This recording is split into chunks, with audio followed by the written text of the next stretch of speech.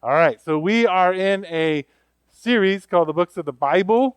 So we're doing this cool thing. We're trying to put together an entire summary of the Bible as a church. So every summer, we're going to cover a big section of the books of the Bible. So we are covering from Genesis all the way to Job this summer, and then next summer we'll pick up from there until we've done it. I think it's something like 5 or 6 years. Then we'll have made this great project and we'll have accomplished it, and then we'll go back and listen and be like, oh my gosh, what were we thinking? So, anyway, let me pray and we'll get started. Father in heaven, thank you so much for this beautiful, beautiful space that you've given us. And for these, Lord, I thank you for these beautiful people that you've brought. And I want to just confess and acknowledge something, Jesus, here for all of us, and that is that we are in different places as we come here. And so our minds are in different places. Our willingness to accept truth is in a different place. Some of us are excited to be here. Some of us are wrestling to believe. Some of us are frustrated. Some of us have a lot of anxiety. Some of us are just trying to keep it straight in our brain, just kind of our own thinking. But we're here, God, and so we ask that you would honor our seeking of you, and that you would find us. And Holy Spirit, we ask that as we listen to your words, that we would take what is true and push aside what is false, and that we would not hold against one another the way things are said, but that we would be seekers of what is true, and that we would seek to be humble and gentle. I ask all of that in your holy name. Amen. So, my job is to talk about the book of Joshua. The book of Joshua. So before we talk about the book of Joshua, I want to ask you a question. The question is, what is your but? Not with 2 T's, but with 1 T, right? What is your but? What is your but? You see, I'm pretty sure that you have a bunch of these when you're presented with challenges and difficulties in your life. But here's the question I want to ask you. What is your but that is keeping you, I'll pause here, I did not on vacation go away and become a health and wealth pastor. But here's the question. What is the but that is keeping you from being successful and prosperous? Okay? Yeah, that may be it right there. Money. Ron's already put it up there. What's the but? What's the thing that's keeping you from that? Now here's what I mean in all that. I'd like to read to you Ephesians chapter 2, verse 10, where the writer Paul says to us this. He says, for we are God's handiwork. Some translations say craftsmanship. God spent a long time creating you. And so you are very unique in the way he created you. You are handiwork. Okay? So if someone asks you who you are, you can say you're the handiwork of God. Created in Christ Jesus to do good works, which God prepared in advance for us to do. Okay, so there are kind of 2 streams in the way that God involves himself with us. One stream is that God invites you to step into the things that God is creating you to be, okay, and has created you to be. He has created you to speak something unique into this world that I cannot speak into this world. He's created you to create things that I cannot create, to do things that I cannot do, that are unique to you. And he is inviting you to do them. And you feel the urge inside of you, and yet there is a gigantic but in the way. But there's another stream where God is inviting us. And that is that God is inviting us to deal with things in our life that are hard for us to deal with. He's inviting us to give up particular addictions. He's inviting us to speak our hearts to our spouses, even though we know there might be rejection there. God is inviting us, I suspect at times, to submit to people we don't want to submit to, right? But he's inviting us to be humble. I could go on and on. There are things in your life on both of these streams where God is saying, hey, this is the direction to go. Now, let me kind of put it this way. When Paul is talking about how God has worked out works for you, he didn't design it so that here I am. He planned all the words that I'm going to speak right now, and that he's got complete control in the sense of my voice and everything that's being said. It's more like this. You live on the street with Jesus, and you like bike riding. And Jesus calls you up every morning and says, hey, would you like to go bike riding? Because you are a bike rider. And you say, I'm too tired. It's hot outside. I don't want to go. And so Jesus goes bike riding without you, because Jesus will go bike riding because Jesus likes bike riding just like you do, because he created you to do it. And you miss out on the adventure with Jesus going bike riding. And he calls you the next day. He says, I've designed you to go bike riding. I like bike riding. I want you to come bike riding with me. I want you to express bike riding the way you do. I've designed it in you. I've created something in you that's going to express it in a special way. And so we have this opportunity over and over and over again, and yet we have so many buts that keep us from doing these things. You know what they are. They're coming into your head. Some of you are saying, no, I don't, and then they're just shoving themselves into your head. I know that they're there, right? Well, before we get into Joshua, we need to talk about Joshua as a young man. So in Numbers 13:28, I know you can't read this, and before Numbers 13:28. So before we get to Joshua, okay, this guy that we'll talk about, the nation of Israel, which comes from Father Abraham, right? Abraham's descendants are Israel. They ended up in slavery in Egypt, and then they escaped with Moses. And then 40 years before the book of Joshua, this guy named Caleb and this guy named Joshua and 10 other spies that we don't care about, went into the promised land, the land that they were promised, the land of Canaan, to check it out. And they go into the land, and they are super, super excited when they get back, or at least most of them are excited. And this is kind of what they say, like, oh my goodness, there are more vineyards than California.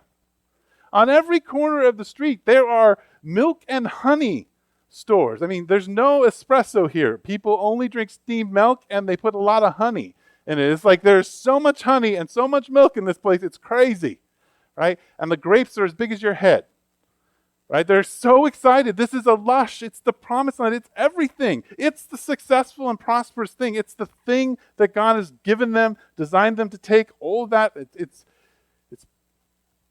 awesome.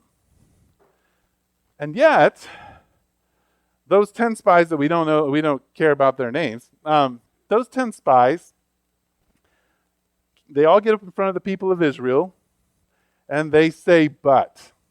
They say, but the people who live there are powerful, and the cities are fortified and very large. We even saw descendants of Anak there.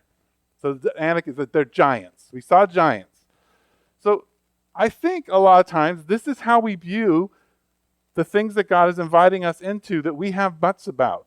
Either the sins that we need to deal with, the things that are taking control of us, or actually the very exciting things that God has created you to be that seem scary because they're risky, right? Because you have to take a chance. You can be exposed. You might fail. Things may not go the way you want them to, right? All these buts that come up. But so this text goes on to say, well, and it's not even this. It's full of the Canaanites, the Jebusites, the thisites. There are tons of ites, right? Well, I and my family and my household, we for a year had bed bugs. Oh, it was one of the worst parts of my life. It was definitely a butt to following God. I'm like, oh my gosh, bed bugs. I don't know if I can follow God now. It was crazy. And they're always there. They're the ites of our life. And it takes a lot to eradicate them, and you really, really don't want to do that. Right? So, the spies go and they see beautiful, wonderful land that God's promised them. But they come back and say, oh my gosh, it's just too much for us. And so the Israelites decide that they are not going to go into the promised land. And Moses gets upset about this. Caleb gets upset about this. Joshua gets upset about this. There's some tearing of clothes and all that kind of stuff. But before the big consequences come, this guy Caleb stands up before everybody, one of the spies, and he said, we should go up and take possession of the land, for we can certainly do it. Now, I want to talk about Caleb for a minute, because I love Caleb, and when I was young and reading the Bible, I would start out in Genesis, because I want to read the whole Bible, and quickly skip it all to Joshua, and then go back and look at all the stories about Caleb, because Caleb was awesome. And here's the thing, this was a very controversial thing I said in the morning, and I don't know why it was controversial, but Caleb is the black widow of the Bible. Anybody catch that? There are 24 Marvel movies. Black Widow is the coolest character. She has no movie. Caleb is a man who stands up, and here's the interesting thing. You got Joshua, who's going to lead Israel into the promised land. We don't have any record of what he said, but Caleb stands up, and it's really fascinating. Caleb stands up and he says, we can certainly do it. He does not say God promised the land. These are all the things. I mean, he alludes to that at some point in time, but his statement is, we can certainly do it. We can do it. He has a confidence. So where does this confidence come from? Because I think, and this is speculation, but I think that Joshua was not a man of courage. I mean, he had some courage, but he was always attached to Moses and always in Moses' shadow. And I think he's afraid when he begins his journey, when we begin to really get into his story. And he needed Caleb. And Caleb is a man of overconfidence. Caleb is a man like, we can certainly do this. And we're going to find out even more about him. But why? Okay, well, God, in Numbers 14, God gets upset at everybody and says, fine, if you don't want to go in to the promised land, then you have to wander for 40 years. Now, there's some dialogue between Moses, and so it's a really dramatic moment in Israel's history. But eventually, they end up wandering for 40 years. And they wander around in the desert for 40 years, and when the judgment is pronounced at this point in time, in Numbers 14:24, it says, but because my servant Caleb has a different spirit and follows me wholeheartedly, I will bring him into the land he went to, and his descendants will inherit it. Caleb had a different spirit. He followed God wholeheartedly. This is why he can stand up and say, we can certainly do it. Why? Because he followed God wholeheartedly. What does that mean? That means that Caleb had confidence in God, confidence in God that was greater than his fear. So he was willing to say, God has promised this to us. There are fortified cities, powerful people, and giants in the land, but I am more confident in the promise of God than the anxiety and fear I feel now to go into that land and take it. I have a confidence in God. And that's why he can say, we certainly can do this, guys. We can do it. And I would argue that we all need Calebs in our life. We cannot do the things that God has called us into, from dealing with the things of our brokenness and the brokenness of people around us that God's inviting us to step into, and the things that God is saying, hey, this is who I've created you to be. Come be this. And we're like, that's terrifying, right? We need Calebs to say, you can certainly do it. We can certainly do it. As a church, we need that. We need people saying, we, both individually and as a community, can certainly do this thing that God has called us to. Now, we pick up Joshua's story. In the book of Joshua, what comes after Deuteronomy, it's the first of the history books. It's 24 chapters, and I believe 658 verses or something like that. And different people who read the book divide it up differently, but this is how I have divided it up. Act 1 is in we go. Okay? Act 2 is all of the battles. Act 3 is divide up the land. And Act 4, the last 2 chapters, is Joshua making all of these great speeches. So in we go involves Joshua taking the people of Israel, which are God's people, and crossing the Jordan. So the priests stand in the middle of the Jordan dries up, people walk across. And once they get across, they celebrate Passover, they remember their identity, and then, pause here, because if you don't catch anything in Joshua, this is my favorite moment in Joshua. Now understand this. This is a nation of thousands of people, so there are thousands and thousands of men. They have a mass circumcision. Okay, a mass circumcision. Just take a moment, because a lot of times we read over this, but this is an important part of the text. They have a mass circumcision, and it says they stayed there and rested until they recovered, I think is some of the text there. I'm thinking they may have had another 40 years of their life right there just recovering from that traumatic event. So why did they all get circumcised? Well, because their parents, who were pretty much traumatized, they had gone up to the Jordan River and they had rejected God's promise, and so they knew they weren't going to make it in. A whole bunch of them tried to get in and got slaughtered, and so they wandered around for 40 years, and these are their kids. So the kids are kind of traumatized and not connected to the law at all. So nobody got circumcised. So they were rededicating themselves to the law and to the way that God had called them. So that's kind of the way in. Then we hit the battles. Now there are lots and lots of battles, two important ones. The one we all know, Jericho, right? It's the first one. They're commanded to go in and march around like 7 times, and they're supposed to do it in silence until the last one when they hear the trumpets blow and everybody's going to yell and then the walls come tumbling down. But here's a really interesting thing. You do not start a military conquest by going up to the city you're going to defeat and march around it peacefully and silently. I mean, you have another moment you have to stop and think, what were people thinking in the building? And as they look out at this fortress, what are these people doing? And you get a little of that dialogue. And some of you I know have seen VeggieTales, so you even have more of that dialogue. But it's actually an invitation from God to the people of Canaan to come join their God. That God is first entering in without violence and inviting them to submit themselves. Now, obviously, we could argue that's a little confusing. But they march around, the walls fall down, and they're told that they're not supposed to keep any of the plunder. They destroy the city. And then they go to the second battle, Ai, and they lose. And so they find out that this guy named Achan had stolen some of the plunder, buried it, and so they were disobedient. And so they had to deal with him and his family, and once they did that, they won the battle at Ai.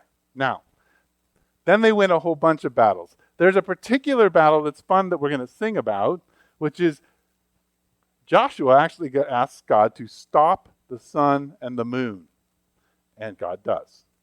And I'm really wondering what happened to everybody else in the world when the moon and sun stopped. I don't know how that worked, but in God's world it did, and it says that God's never done that for anybody else. Joshua, that's one of the signature moves of Joshua. Stop the sun and the moon, right? That's what he's got. Lots of fun battles. Then you hit divide the land. I suggest you read it once in your lifetime. The rest of the times listen to an audiobook. That's what I did. That part I just put the headphones on and put it at 1.5 speed and race through the dividing of the land. Joshua divides the land between the 12 tribes of Israel. The last part, or the part with Caleb, is really important, and we'll touch on it. It's the coolest part of the dividing of the land. Then we get to the last speeches, where Joshua is an old guy, and he's like, I'm going to talk for a while. And he does, and he tells stories about Balaam. And he pulls out some weird stories, and he just keeps going on about this is how God showed up here, this is how God showed up here, this is how God showed up here. And then he makes an iconic statement that we'll talk about. So here's the overview. In we go, lots of battles, divide the land, last speeches. So let's get started into Joshua. If you want to know what the promised land looks like, read the first few verses of Joshua. It's laid out for you. Now, Joshua hears in the beginning of the chapter that Moses is dead. God begins to speak to him, and that he's to lead Israel. And then God begins to talk to him in Joshua 1:7, and he says, be strong and very courageous. Be careful to obey all the law my servant Moses gave you. Do not turn from it to the right or to the left, that you may be successful wherever you go. So the first thing he opens up with is, be strong and very courageous. That's nice that he says that.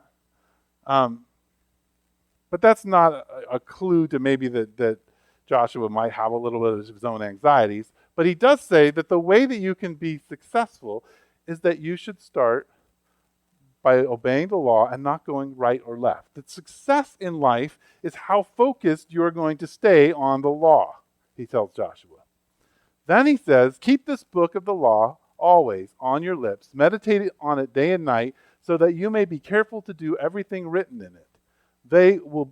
Then you will be prosperous and successful. So he expands this and he says, look, Joshua, you want to be prosperous and successful. You're going into a big thing that I have created you to do and I want you to do. And so here's what you need to do. Number one, that the book of the law needs to be on your lips. That means you're talking about the law. You have to meditate day and night. That means you have to study it, so that you may be careful to do everything written in it. Then you will be prosperous and successful. Do you hear what he's saying? The only way that you will know what God wants you to do is if you talk about him and study him day and night. Like if you want to be successful and prosperous. Now I'm not talking about money like Ron wants. I'm not talking about the jets. It may include some of those things. What I'm talking about is that when you are laying on the operation table and they're cutting you open, that kind of, and you can handle it, right? That you can sit in it because you are so centered on God. So, I'll expand that a little bit. Let me hit verse 9. Have I not commanded you to be strong and courageous? Do not be afraid. Do not be discouraged. Got a little ahead of myself earlier here. But I want to say that those of you who've been at the Village for a while, you know that when you read that text, you think, that's not working. You cannot tell me to be strong and courageous because you cannot make me strong and courageous. There's nothing you can do to make me strong and courageous. You can't command me. I guarantee it. If we're sitting together and you're saying, man, I want to go ask my boss for a raise, and I'm like, be strong and courageous, you're going to be like, yeah, I'm still afraid to talk to my boss, right? So he says it again, do not be afraid. Do not be discouraged. Okay, how does God get away with telling us that and have it work? How does he get away with that? Well, you can see I underlined it just in case you wouldn't know. It's, for the Lord your God will be with you wherever you go. So let me go back to the operating table because this is what I meant in that. When you are having surgery, like gallbladder surgery over here, the Lord will be with you. That when you have to go face your wife or your husband and it's an argument you have that you need to go deal with, that you've been avoiding, the Lord will be with you. When you're a young woman walking in the dark afraid and you hear noises, or a young man, whatever, you're afraid of the dark, the Lord will be with you. Right? When you wake up in the morning and you feel the weight of anxiety and depression and you're like, I cannot do all the things that I need to do, the Lord will be with you. The only way that God can say, be strong and courageous is because he's with you wherever you go. That he's not asking you to somehow bring up inside of you this courage that pushes down the emotions of anxiety. What he's saying is, wherever you go, while you feel anxious, I will be with you. And my courage, my strength will be with you. Joshua needs to hear this. Because do you understand that, like a lot of times, I didn't understand this because I liked the book of Joshua as a kid because it's all about fighting. And when I was a kid, I grew up for a while around a construction site. And so they would always have these stakes in the ground with little tags tied on them. And we would yank those stakes out and they had points on them. And we would turn them into swords and we would build shields. And we would run down the wash, which I thought was like this. I went and looked at the washes where I used to play and they're like this. But I thought they were like this. And we would run down them and smack sticks and we would have battles. Side note. I know we're always trying to avoid conflict and challenges, but think about something. In the Garden of in the Garden of Eden, when Adam and Eve are there and God says everything is good, he put a dragon in the garden. He let Satan roam around. It was not safe, and God is not into you being safe. There is a conflict. There will be a conflict. It is part of who we are as people, before the fall and after. Only we have distorted that and joined the dragon, the enemy, right? So conflict and fighting and facing challenges is part of being human. Now, there's a whole different way of doing that. But for Joshua, as he faces this, he has a nomadic people who've never settled a land, who don't really know their God very well because their parents didn't really care because they were done with God, right? He has to lead them in, he has to conquer a land, and he has to remind them of who they are in God. That's a terrifying thing. And so God says, I'm going to be with you. So be strong and courageous. He says that to you.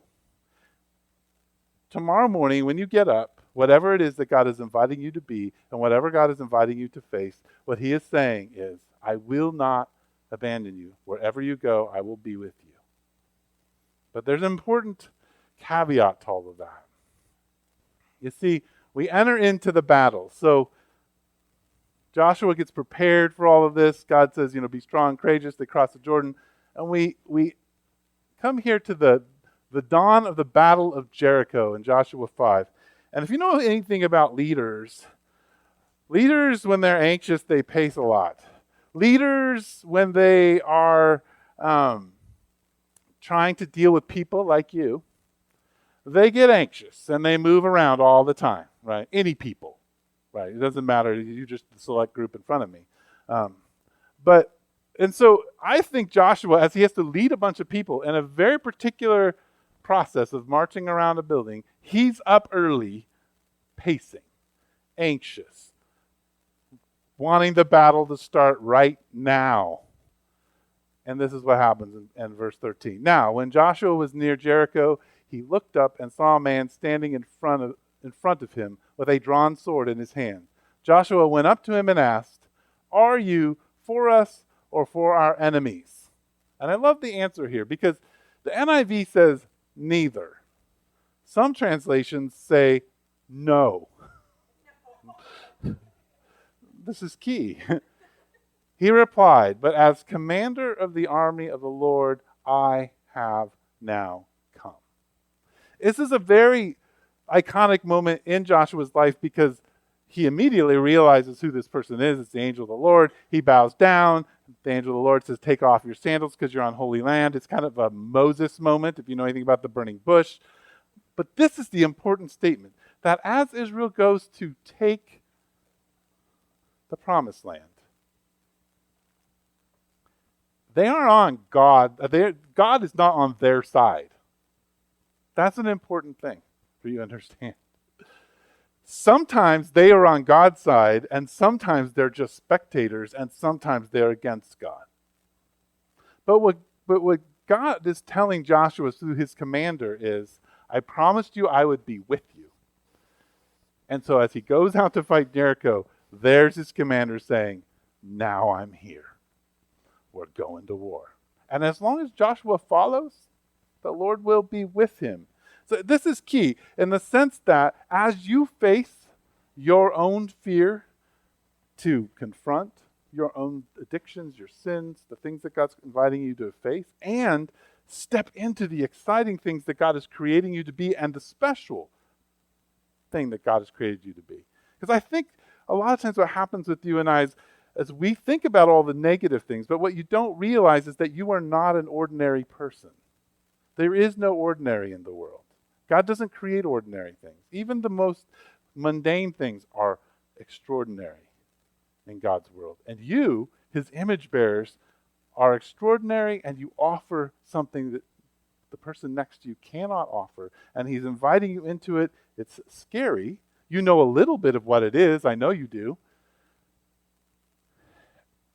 And he's going to be present if you're willing to step into it. So, for Joshua, who I think has a little bit of anxiety, this is a moment where God says, again, through his presence, have courage, I'm here, I've come, but don't think that you can manipulate me to do what you want to do. So, they divide the land. So they fight a bunch of battles. They win almost all of the battles. They get manipulated once and tricked. They obviously lose the battle at Ai. And then we come to the dividing of the land. And I would suggest that you read this yourself. It goes from verse 6 past verse 12. But it's about Caleb. And I want to say something here, and I'm sorry for those one person who named yourself Caleb, but the word means dog. That's what it means. Now, here's the thing. It's interesting. For thousands of years, we've been naming kids Caleb. None of us have been naming kids Nimrod. Do you know what Nimrod means? Great warrior. But why do we not name our children Nimrod? Because he's a Nimrod, right? It's become an insult, right? But here's the cool thing about Caleb. Caleb, when they're dividing up the land, Caleb comes to Joshua and he says, do you remember when we went and spied? Do you know what Moses and God said about me? And then he kind of throws in, and you, which isn't actually in Numbers. It's only about Caleb. He says, and you. Is that we were wholehearted followers of God. I'm wholehearted. And Joshua is trying to give him some land that doesn't have as much conflict. And he's like, no. I want my land that I was promised. And he says, and I'm 86, and I am as good a fighter or better than I was when I was 46. Right? So here's the reason that people name their children Caleb. It's because he changed his name. He turned his name into someone who wholeheartedly follows God. So when we name our kids Caleb, we are saying, you are a wholehearted follower of God. That is our longing for you. Because Caleb, you aren't defined by the meaning of your name. You have an opportunity to make a statement about what your name is, right? And Caleb does this. And I think it's Caleb is a smaller picture of the transformation that happens in Joshua. See, Caleb has realized something that it takes, I think, Joshua a very long time to begin to discover and develop in his life. And we kind of get a picture of that in his speeches. So after they divided up the land and there's peace in the land, and when they divided up the land and there's peace, that doesn't mean there's actually peace. What happens is they fight all the big battles together, then they go out to fight little small battles and take their land and make sure that it's secure. But during the speeches, and Joshua's an old guy, and Joshua's the ruler, so I guess he decides that he gets to give speeches. This is what Moses does too at the end of his life. So he stands up and he begins to give these speeches. And there's a section in verse 20 or chapter 24 where he begins to say, look, like, you guys have been taking all the idols of the people around you in, and you've begun to be you have a conflict as to what God you serve. So you need to choose now what God you're going to serve, right now. And there's going to be blessings and curses based on it. But you need to do that. But then he makes a statement. But as for me and my household, we will serve the Lord.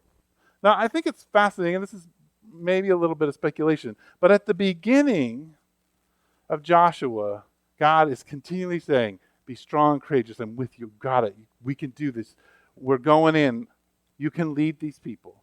To the very end of in his old age, he stands in front of all of Israel and says, I don't really care where you go. I mean, I want you to follow God, but that's not going to influence me, because for me and my household, we are going to serve the Lord. He's moved from a place of fear to being a person who is a wholehearted follower of God. And that's, I think, been a battle for him. And there are moments of success and moments of failure in this book that you can read about as he moves in that direction. But I do think that we need to go back to the question, because I think Joshua challenges us to go back to this question, and that is, what is your buts?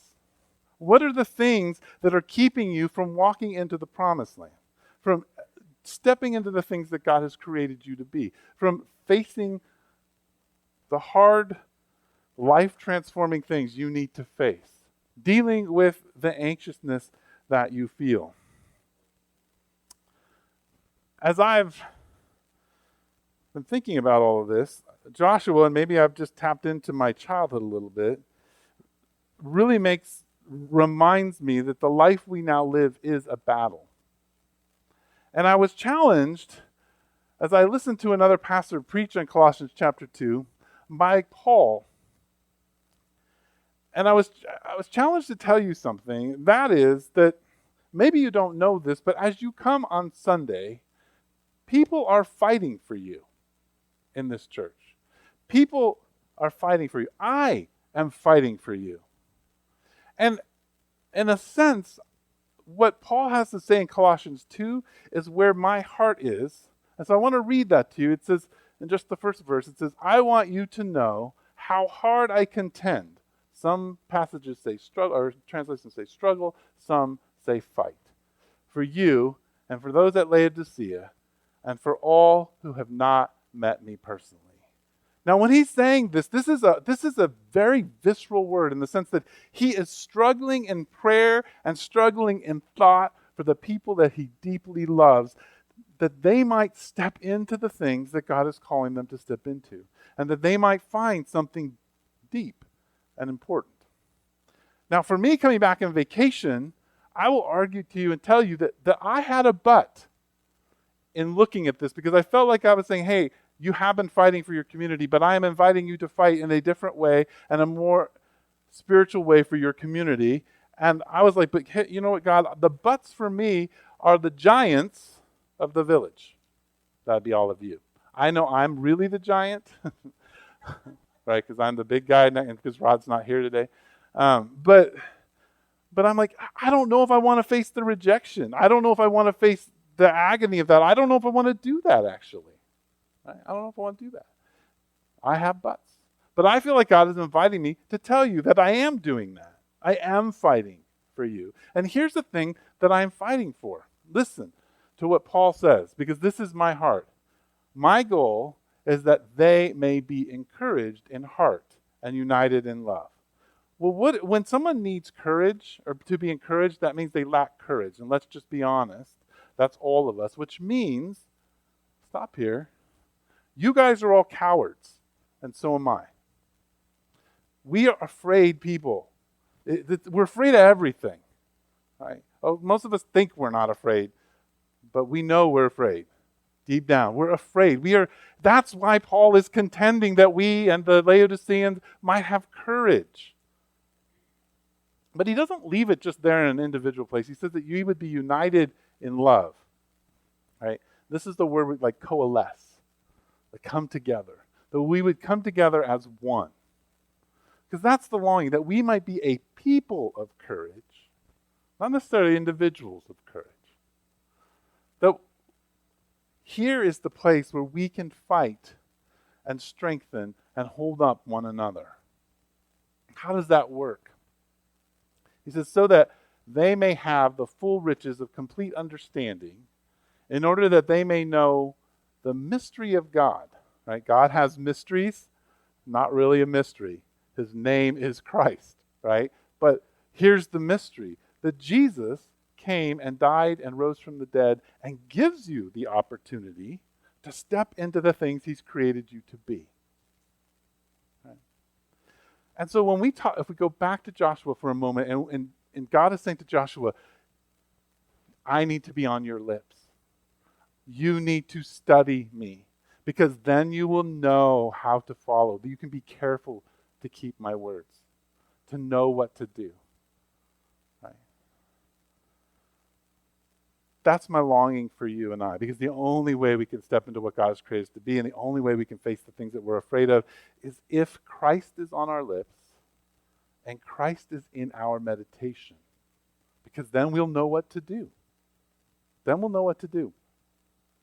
And then in whom are hidden all what? The treasures of wisdom and knowledge, right? We're going to know what to do. Now, that's cool. But how does that work practically? How do we go about doing this? How is it that you and I can have courage? How can we be like Caleb? How can we step into things like Joshua? How can we fight for one another? Well, if you get into the book of Joshua, you notice this really interesting pattern that happens over and over again, and this phrase that shows up over and over again. And it says, and they are there to this day. And they're there to this day. Because Joshua opens up this way.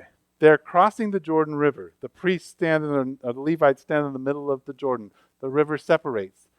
Everybody gets across, and then Joshua orders 12 men from the different tribes to pick up 12 stones. And they give them to Joshua, and they stack them on the side, up as an altar. The literal word is oath. It's a place of reminder. And it says about those stones, and they are there to this day. Now, I don't think they're still there. Maybe they are. Maybe they aren't. But they were when the book was written. Now, the reason for that is that when you walk by them, they say, hey, God separated the Jordan River. It says the same thing about the gate of Jericho. It was left up as a reminder of what God has done, and it's still that way to this day. The stones on Achan, the stones that they covered over the 5 kings in a cave. It goes on and on. God acts, they remember. Now here's the really interesting thing about it. They defeat Jericho. They cross the Jordan River. They have reminders. They lose at Ai. They don't go back to the Jordan and knock the rocks down. I guess God doesn't act. And they knock them down. No. They're there so that when they're defeated, when things don't go the way they want them to, when they are depressed and anxious and terrified, they can go back to the Jordan and remember that God is there and acted, right? The only way that you and I can get past the buts of our life, right, is to remember the way God has gotten us past them. To remember what he's done. To have Christ on our lips is to remember the cross, to remember the resurrection, to remember the moments of deliverance in our life, both community-wise and individually. To have those on our lips. Christ did this. Jesus did this. This is what he's done.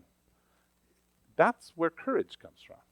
Because we're reminded that he didn't abandon us, even though we sometimes feel like he's not present. Remembering is the only way to know that he's present in the moment. So, let me end with a story of some stones that I placed today.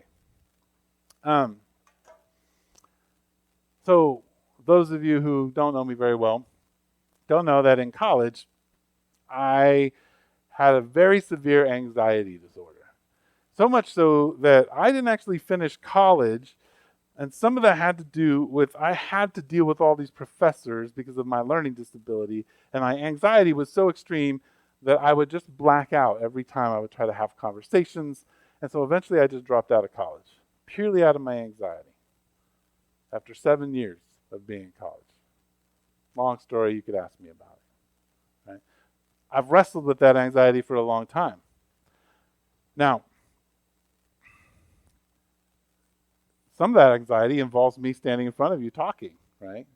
Anxiety, public speaking is a kind of a terrifying thing. I've had stories with that. Well, after church this morning, after I preached this sermon, one of the lovely ladies in our community came up to me and said, "That was the most amazing sermon you have ever preached. You should have more vacations if they're going to be that good." And I was like, I'm not going on vacation. Here we go. No, but that was a moment where I said, that moment was like, I guarantee you that next week when I speak on Judges, if it's a total bomb and you're like, why is that guy up there?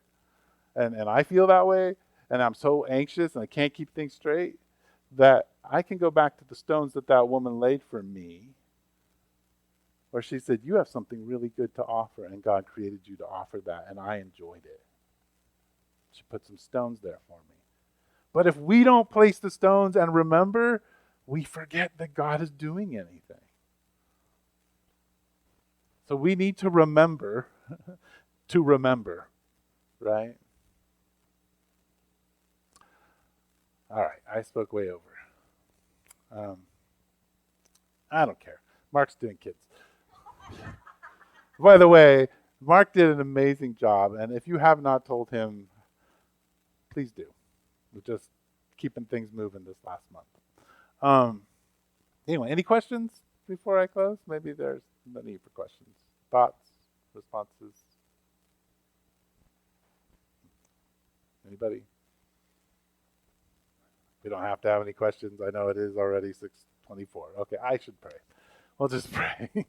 Father in heaven, thank you so much for this community and for the opportunity you've given me to be part of them. I ask that you would give us the courage to remember. And I ask that in your holy name. Amen.